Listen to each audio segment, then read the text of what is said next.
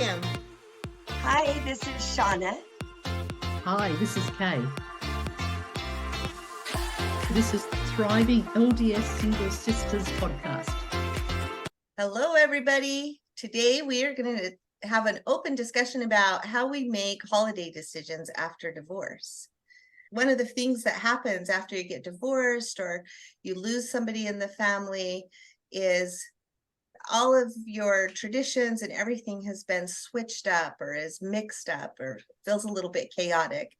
And we're faced with having to make new decisions. We have to include new considerations if we have an ex in the picture. And so we wanted to share a little bit of our thoughts and ideas on how we navigate it successfully. What else, guys? That explains it perfectly. That's it. How do we navigate it now? It was so easy when it was mum, dad, and kids at home. And you came up with your own traditions and you did it probably a lot of the way you'd done it when you were a child. And now it's all changed. And I think it's a lot what we think is normal. What is normal? And so we have to start living not what's normal to us. It's hard. Yeah. And I've got hit this week too. And Kim, you might have this one of, this is probably the first year I'm really alone. I haven't gone to a child's house or anything. And I tried to get some kids to come around and help put up the Christmas tree. And they did. They came around and I've got a plastic tree and you put the pieces in it. And my little 5-year-old was actually really good. He figured out that you put the green on the green and the brown on the brown. And then they went, oh, we're hot now. We're going swimming. And they took off. And then we had dinner and then they left. And I had this tree sitting there, but no decorations. And I've had to do it on my own. And I don't think I've ever had to do that on my own. Oh, Yeah. that would be tough because that's an emotional letdown. Yeah. It's so different. It's interesting. I remember when they were all little, when I had 6 kids in 9 years. So I had lots of little kids and like trying to put the tree up and they're running around and they're putting things when you put everything in a big pile down the bottom. And I remember the stress and the how hard that was. But and you thought when they're gone, it'll be so much easier. And then when they're gone, it's, wait a minute, I missed that. Where's the fun in this? Why are we doing this? I actually always do it alone. I waited till they went to bed. So Shauna's very particular about her tree. I'm very particular. I'll show you someday, Kay.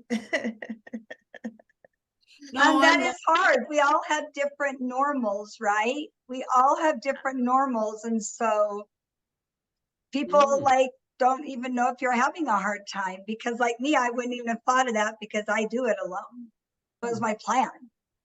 Whereas don't you have this vision of, the family gets together and they're all drinking eggnog or hot chocolate and we're all happy and decorating together like it's on every Hallmark movie. Yeah, that's not my vision. That was never a vision. Like what Kay was saying with the kids running around, that was my reality. And yeah. But that was my vision and I tried really hard to get it. I put on the Christmas music and then you turn it up because I'm making so much noise. And I've got a ball every time. Every child has their own ball. So when they were born, they got a ball. And so, remember this, remember that. And then in kindy where they did the fingerprints and they made a reindeer with the phone, it's like, remember. So there's a lot of memorabilia in my Christmas tree. Yeah. And it's like when you're alone doing it, who do you say, remember this? There's no one. Okay, how do you make that a happy time rather than, because I think for the holiday season, even at its best, is hard for me. I often think about the things I didn't do, I haven't done right, what I'm not good at, or what I'm not doing as good as somebody else. So it's already hard. So how do that part needs to be a happy part, right? Yeah, I don't know. I sat there with this empty tree for about 2 or 3 days and tried saying, hey, can you come? And because everybody's busy this week. And eventually I was like, no, the empty tree's sadder than me doing it myself. It's like that's really sad. And I guess I just did the memories on my own. And I was really sad. Yeah. A lot of the little kids' ornaments. My kids made a lot of paper ones. Those Dixie cups they were pointed in the water dispensers. I have a lot of angels made with those cups. Are they on your tree? No, what ended up happening, and then I would always give them an ornament, or my grandparents would give the kids ornaments. So this one was from grandma. This was for Grandma Great, which was their great grandma. So I had all those. And when I moved after the divorce, I had to make decisions about what do I take with me. And I'd always wanted a beautiful tree that was just that I made. And then I always wanted a kid's tree that was like the memorabilia ones that had all the little kids' memories and everything. And so the first year I was alone, I actually had my Aunt Byrne came over because she is like a lover of Christmas and trees like Shauna. She loves to decorate Christmas trees. And we did a whole new themed one. And it was gnomes. And so we did a whole tree that was just gnomes, all brand new stuff. So it didn't have any past history or memories. And she helped me pick stuff out. And we did it together, just her and I. And then I did another little tree in my family room and put the kids' memories on there. But now I'm in a little condo and I will do it alone. I'll do it this week by myself and I guess just have my own party. But I love this sitting and looking at it and remembering, that's when Brianna was this age and she made that. And it just, I don't know, it just makes me feel warm and love them more because I think about them as they were growing up through the years and the different things that we did. So I think it's just a happy time, but I will be alone. And then I do have the fun memories of my Aunt Bernice, which we call Aunt Byrne, helping me set up my whole new tree like I've never had a tree like that before. And that was super fun too. So it was Kim's tree. It was Kim's tree. Like in my little notebook. Okay, next year I'm going to fly out and do your tree with you. There you go. I really am. I'll come out right after Thanksgiving and we'll put it up. And it will be Kay's tree. So one of the very weird things in Australia, of course, is that it's where I live in particular, it's hot. Hot. So it's 90 degrees and it's 9:00 in the morning. Oh, my word. Yeah. Definitely midsummer. Yeah. What is it there, Kim? Because we've got cold. You're good weather right now, aren't you? Yeah, it's amazing weather here. I'm right up on the mountains. So sometimes I think everyone's snowed in, but I just get down off the mountain a little bit and it's clear. I'm like, we're not going anywhere today. We're snowed in. Shauna, you're the only one who can sit and sing all of the Christmas carols about. Yeah. And enjoy a cup of hot chocolate. We can't do that. Yeah. So I'm the only one that doesn't have that dream, and I'll do it for you guys. Okay. Because the Christmas traditions are around snow. Is it way too hot because we actually do have an ice skating rink here. And I keep thinking I'm going to go ice skate because there would be nothing nicer than to ice skate in summer. It's 90 degrees at 8:30 at her house. There's no ice skating rink. But we have indoor rinks. Yeah, so we do have indoor rinks. I've never thought about that, Kim. That's an interesting. And you can drink your hot chocolate there, Kay. Yeah. It'll be perfect. Yeah, wear a scarf and mittens and everything. So I think when you don't know that came on you, Kay, because you haven't had it before. So if you couldn't plan for that. So next year that won't happen. You'll have a different plan. I thought I had a plan. So yeah, I've invited the kids round and they did put up the tree. Yeah. I forgot to say and decorate it. Part two, you can't leave until dessert doesn't get served until all the ornaments are on. Exactly.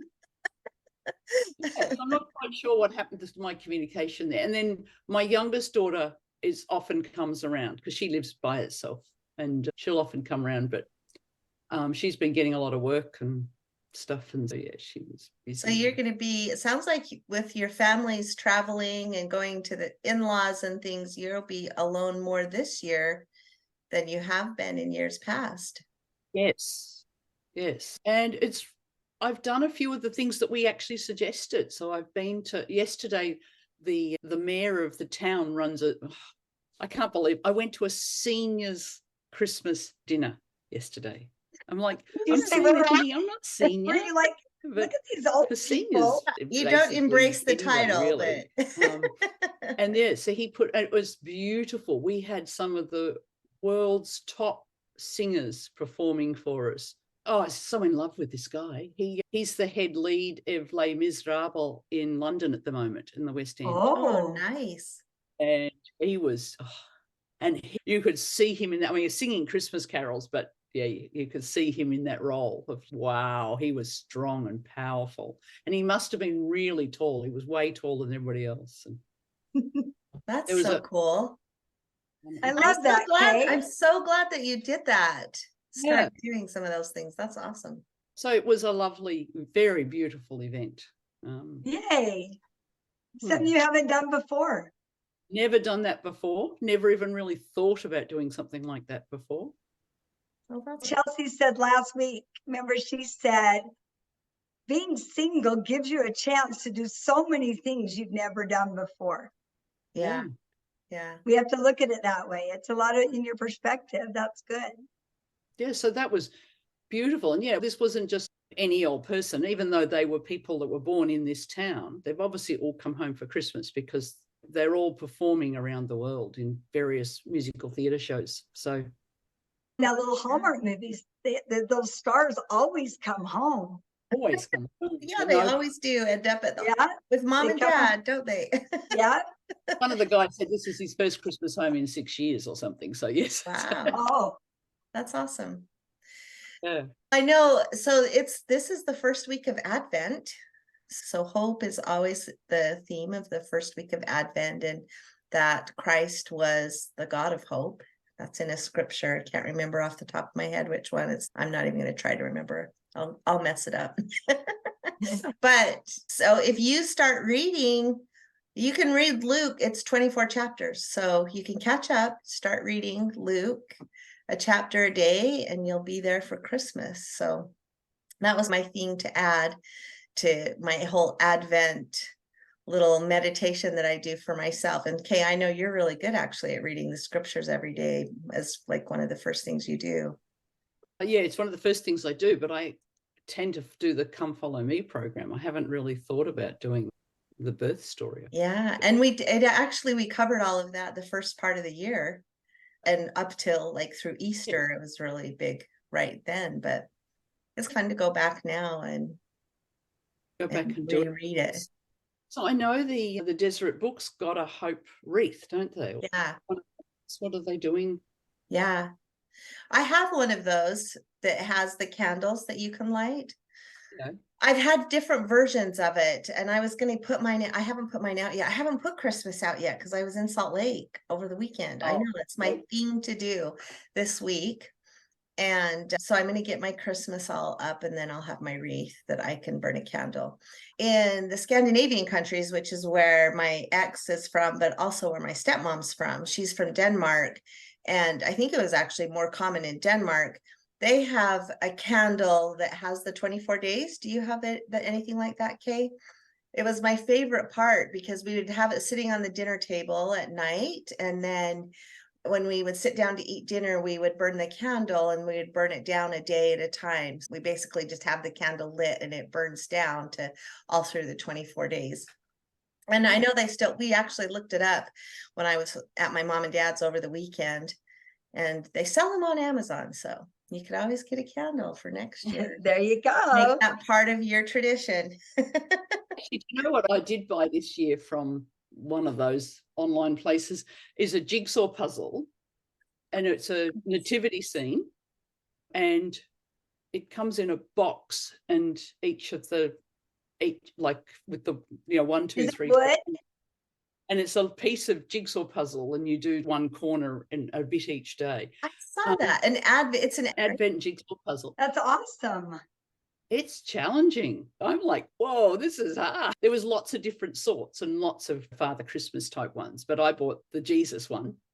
I sit there, at night, I've been doing that little jigsaw puzzle and watching some romantic Christmas movie. And so it's a nice little. We actually put out a puzzle every year for everybody to work on. Yeah, I always get about a quarter of it done and it's still under the bed. I just thought of it when Kay said that. You better pull it out for this year. Oh no, we're going to be like, isn't this the puzzle we did last year, Mom? Yes, it is. That's that one. Anyway, but yeah, so I've got all the people that aren't going somewhere, and the number keeps growing. Are there any little kids in that, exciting. Kay? Any little kids? Oh, that's one little boy, the one who actually helped put the tree up, but he's the only one that's going to be Aw. here. How old is he? He will be his birthday's on the 30th of December. He'll be 6 on the 30th of Oh. That's December. like the perfect age. He'll be spoiled rotten with all those grown-ups. Yeah. So the granddaughter that I looked after, her, and she said, oh, can I bring a friend?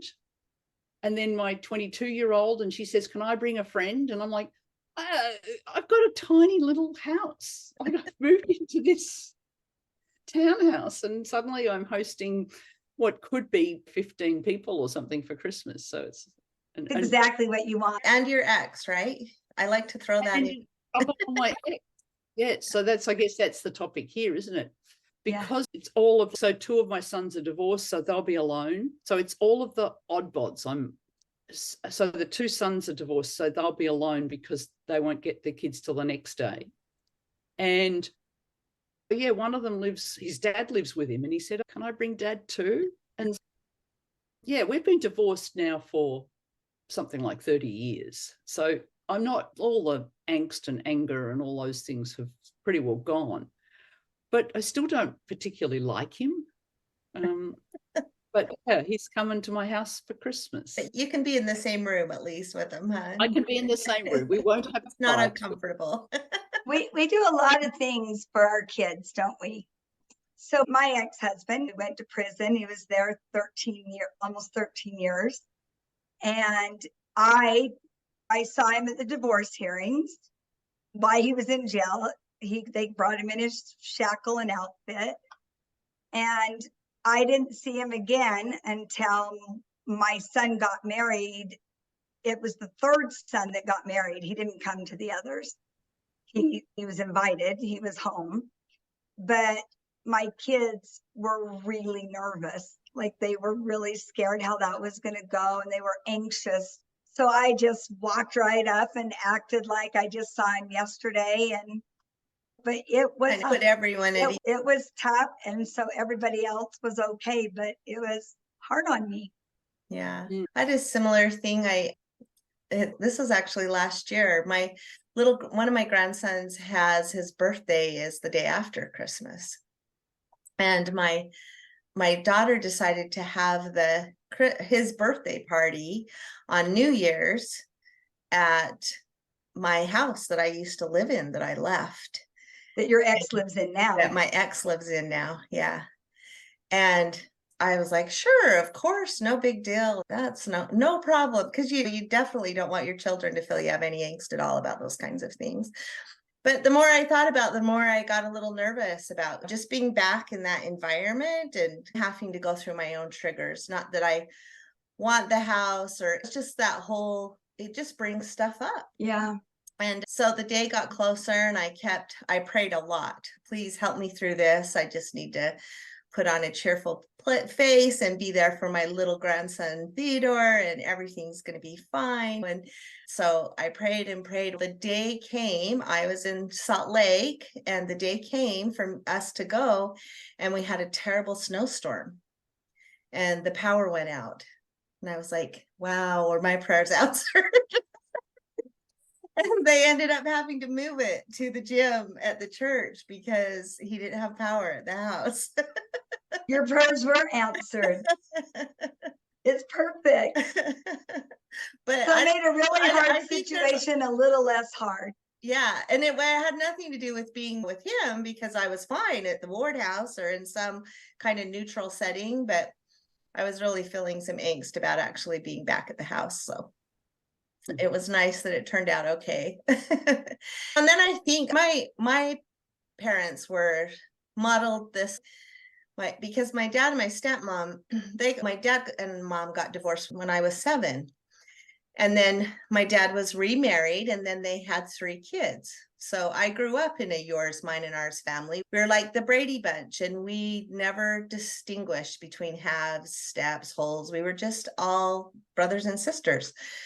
And there were many times when my mom was going to be alone for the holidays because she didn't have anyone to go to basically for the holidays.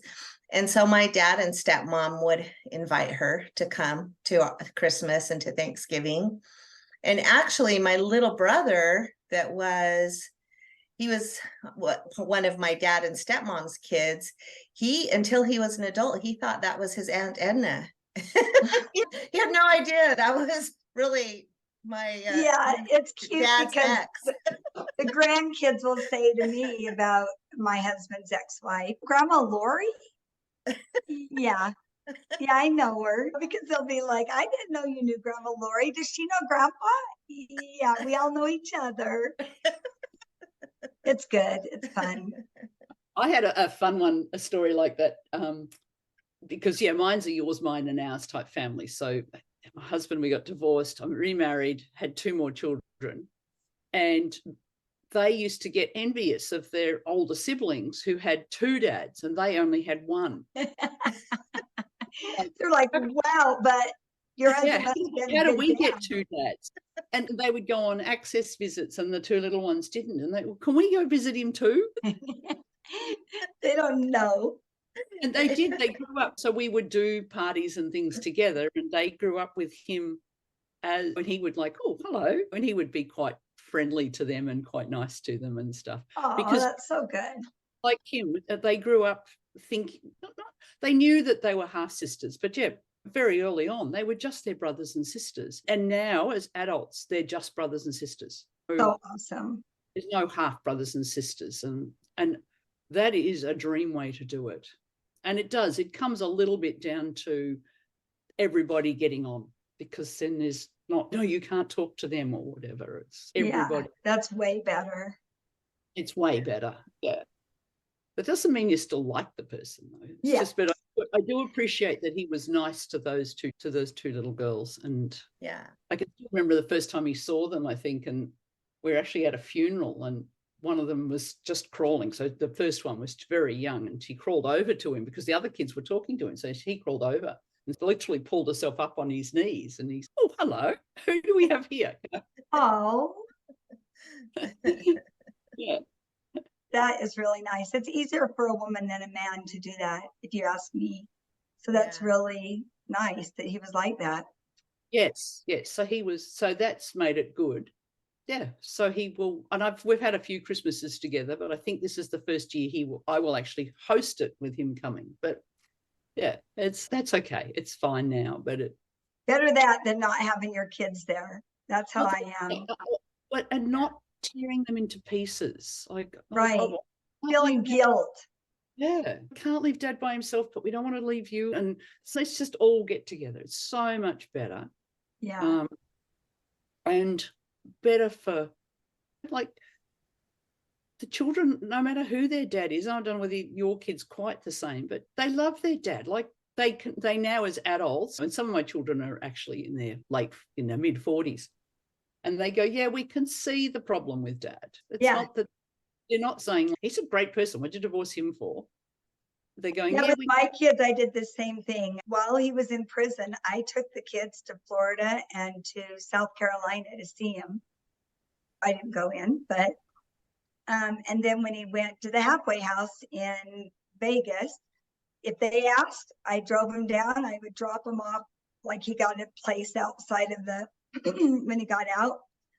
And I'd drive to the hotel and cry all night, sad that I was happened to leave him in that situation. It wasn't very long. They figured out on their own, but I never talked bad about him because I didn't want it to be my fault that they didn't have a relationship with them. Yeah. I just always told them, Daddy loves you. He's just sick. And it's true. He's an alcoholic and he's sick. But it was tough. Like you're saying, I didn't like him. I didn't like what he had done to me. I had nightmares every night. I really had trauma. And I was trying to make their life feel normal. Yeah, so I didn't have anywhere near that traumatic type of experience, but it's still, you divorce him for a reason. Even if I don't think he was never a bad dad. I don't think he was particularly their type person, but he's still their dad and they still love him and he still loves do. them. If he's not okay, they're not okay. That's what I always thought. It was the same with my dad because my dad went to prison too. And it was like, if my dad wasn't okay, I wasn't okay. My mom never made me feel like he was a bad person or because our parents are part of us, no matter what the situation is. Actually, that's something that I learned very early on. If you're criticizing them, you're actually criticizing your children because your children are aware that they're 50% of him. And so they will, am I that bad? Like maybe not consciously, but that's what you're doing. And that's not what we're trying to say to our children at all. So and it can definitely be tricky because there's definitely behaviors that we don't like or agree with. Otherwise, we probably would still be married. That's right. So we have to be really clear about those are behaviors that I am not comfortable with or that I don't want to participate in, but that doesn't mean that I dislike the person. It just means I'm not okay with that behavior and I don't want to be around it. Yeah, exactly. You have to teach your kids how to make those distinctions. And I would always say about their dad was amazing when he wasn't drinking. That was the issue, the drinking, and he was an alcoholic. So I made it clear that I didn't agree with that. But other than that, I would be like, he was great at this. You like the stars because he did. Like they do. There is so much about them that I'm just like, even the little one was 5 years old and he still does a lot of things that his dad did. And he hasn't been around him. So it's funny. And it's important to reinforce some of those things too. Like even just not very long ago, I was with both my sons and they both like to cook. And I said, well, you take after your dad. And one of my sons said, I think I'd rather like to say I take after my grandpa. And I'm like, it's okay. It's okay. It's not, I'm not saying it, right? Yeah. I'm always like, I want you guys all, he's your father and you love him. You don't have to pick between me and him. You love him. The only place I step in is when he's hurting them. It's like he lets them down and they depend on him to do what he says. They get their hopes up. And it's gotten so they don't even do that now, but a lot of time between the ages of 20 to 30, the last 10 years. And I think you bring up another important point, and that's not being competitive about it. They need to pick how I feel about something over how my ex feels about something, or we have to really learn to let that go and just be confident in ourselves and have a strong enough self-esteem that it's okay if they disagree with us. It's okay. And I smile and act like it, even if it's not. Because it's not their problem. It's my problem. That's right. A lot of times inside, I am screaming. No child support, no help at all. He's nowhere. And now he's, oh, poor dad, this happened. Like, I have to act like I care. I really don't care. Yeah, you do. I used to get that one too. Oh, poor dad. And I'm like, poor dad? Even when he was in jail, he got fed 3 meals a day. Yeah. He never asked once how I was feeding my 6 kids with no support. Never once thought about. It was always poor him. Poor him. Yeah, poor him. Yeah. And so that the competitiveness and those things bring up the presents. And I remember that an amicable enough divorce that we could often talk about, what are you buying them? What am I buying them? And my children actually got quite excited because suddenly they were going to get 2 presents at Christmas rather than 1. But there was certainly times where, I'll buy them a bike. So I was going to buy them a bike. Yeah. It's a good point. Present. That's a good point. And what do you do in those situations? Like, do you say, oh, this was from both of us? Or do you pick 2 things, or like how? And I think it's awesome that you actually were able to have the conversation, because I don't Not think very in many many people can. situations that wouldn't have been possible. No, it was just, I think, I can't remember how it actually came about now because it was a while ago, but yeah, it was hearing that somehow I heard what he was getting and I'm like, but I was going to get, okay, we need to converse about this. And yeah, especially when we lived close, they would literally have a Christmas with half a day with one and half a day with the other. Yeah, mine didn't have that. Yeah, yours didn't have that. But it requires negotiation to achieve that. Yeah. And letting down your pride and letting him, where you're thinking, no, I'm going to do that. Yeah, that's a good point. Yeah. And then, yes, when you've got a yours, mine, and ours family. So I had remarried, had 2 more children. Then we have these children, and my new husband had children. And by this time, money's starting to get really tight. So it took some real. Then did you say you can buy the bike now? Yeah. Feel free to buy the bike this year. That's what they want. Oh, and that's where the poor dad started to come in, because my children thought, oh, you've got a family and you've got, because I brought into my new husband's like brothers and sisters and stuff. And oh, you're all right, Mum, we're going to go to Dad's house. Yeah. And you're going, no, you're my children. Yeah. And they chose to go to Dad's house because poor Dad, he's alone, you're not. Yeah. It's heartbreaking. It really is for me. It is. I'm alone from you guys.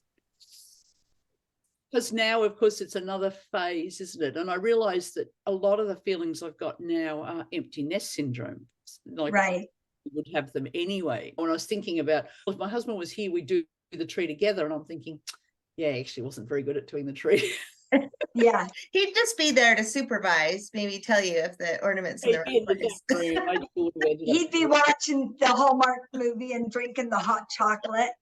Yeah. So, but yes, it's an empty nest syndrome, isn't it? It's different. It's different again. And that's what we're all experiencing, that to some degree, aren't we? Yeah. Right. And I actually, with the kids, because I didn't get divorced till they were adults, so I haven't ever had to negotiate, which actually I think I would have had a really hard time probably trying to negotiate. He's more the Disneyland. He's more, I think it would have been hard to negotiate, but I don't know, maybe it would have been easier than I think. So what do we do about adult presents? Anybody got any brilliant ideas? I know what. Like that station, nothing, nobody. Yeah, I don't have any brilliant ideas, because every year I say, I'm not doing this again every year. So I need a new way to do it, that's for sure. My kids only get presents from, they're married now, so they'll get some from the other side, but it was always just my side. Charles's kids would go to the mom's and his, and they had lots of presents, and now still the same. They have 2 full parties. Now 3, some of them. His have 3 or 4, and we have 2. Yeah. This year I'll actually I'm pretty excited about it. I am coming for my mom and dad's big family party, but I just, because there's going to be so many at my mom and dad's house, I rented an Airbnb for me to stay in. And so the day before the big family party, I'm going to have just my 3 kids and my 3 grandkids, and we're all going to get together at the Airbnb and have dinner and open some presents. So I'm pretty excited about that. It is so fun. Yeah. I miss them. I literally ache for them, but man, I miss them. Yeah. Yeah. See you Nancy. next time. Bye. That was great. I love you guys. Bye.